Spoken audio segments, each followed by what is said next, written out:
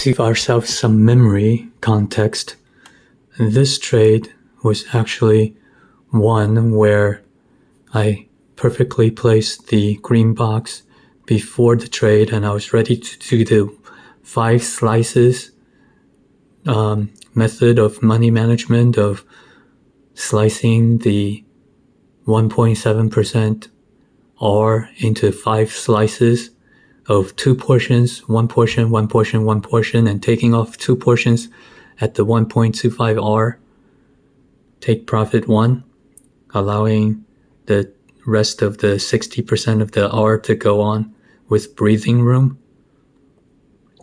But in real, I did not take the trade because I was looking for an excuse not to, and the broker issue that I faced was the excuse that I jumped on. So in any case, that's this trade that totally worked out, and the 5 slices of 1.7% R, 1.7% risk to account slicing to 5 method would have totally worked. So this is nested within that, and the structures match here to here. And this part is this part, and then this segment is this segment, and then this ABCD is this ABCD. Movement, and magnitude wise, there is discrepancy, but shape and structure correlation in terms of fractal to fractal shape, they match. And so this segment here in the fractal sense is this, but this whole thing is just this initial impulse wave here. So this makes a really nice Elliott-like relationship. It's not exactly Elliott waves, because Elliott was not 100% correct in what he wrote down in terms of insisting that there's a certain number of counts and certain ways to count.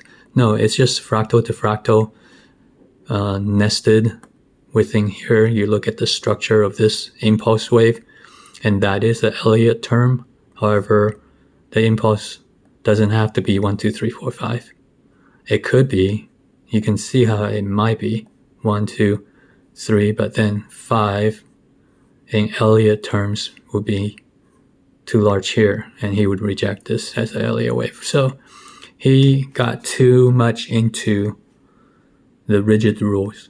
In any case, so that's that trade, and the fractal and the nested nature, and also the scenario play. See this, when you see this move and you look at that on the 1 minute and you see it's a nice uptrend, higher highs, higher lows, and then there's a good chance scenario wise, that's a Tom Hogarth concept, that this is going to continue higher.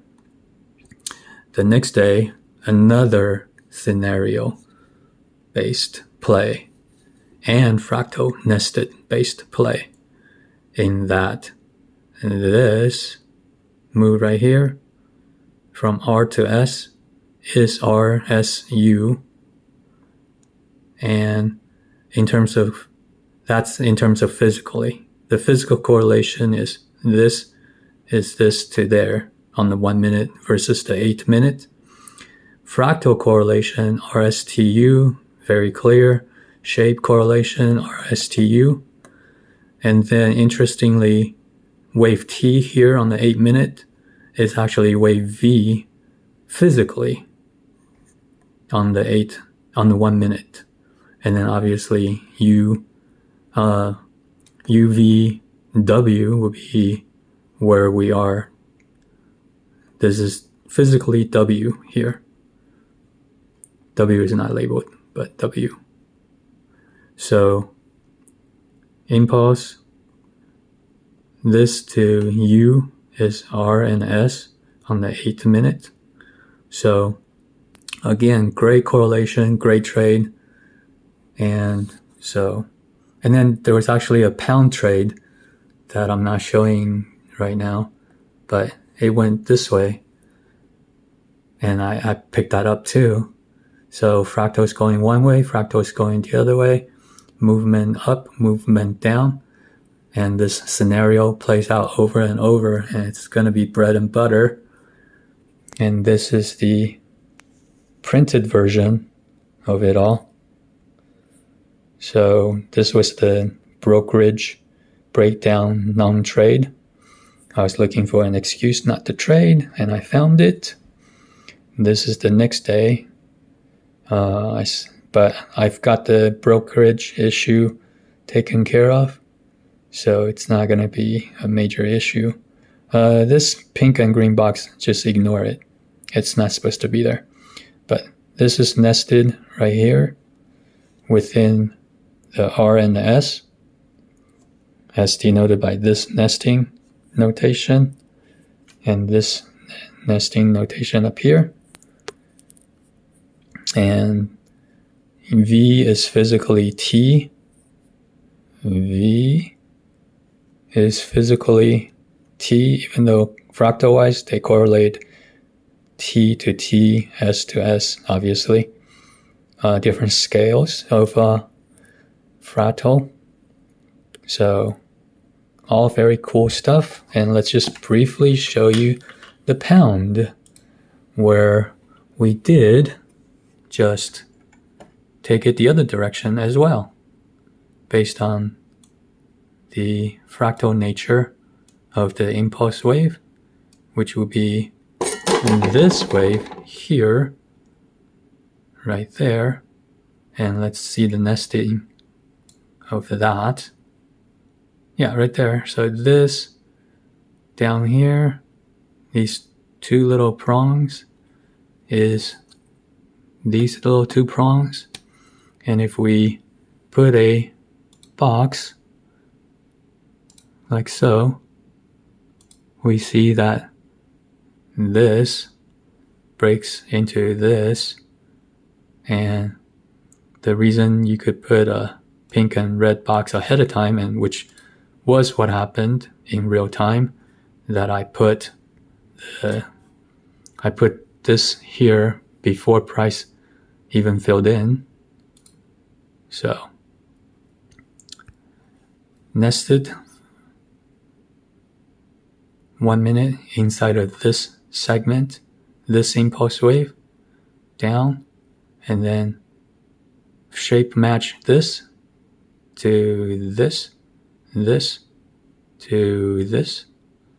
And so we were, basically this came up, this part here, correlating with that, with some movement decoupling, where this moved much higher, but it did come down, hit the 1.2 R, would have been a stop out trade for break even if we kept the 1.25 management. Now, because we didn't trade this, we won't know how we would have handled this right here. Would we have been probably taking profit somewhere around here? Probably. So the main point is that the pound had a opposite direction, so it would basically sandwich between two up moves on the euro, and the down move on the pound is sandwiched between those two. And it's just fractals correlating all over the place, which is really, really cool. Yeah, look at that. This is this swing down here. So everything just fits beautifully. And I even knew that because this was a counter trend, because mostly we were on uptrend, both on the euro and the pound, that this counter trend, even as denoted by this impulse down, would just be a counter trend.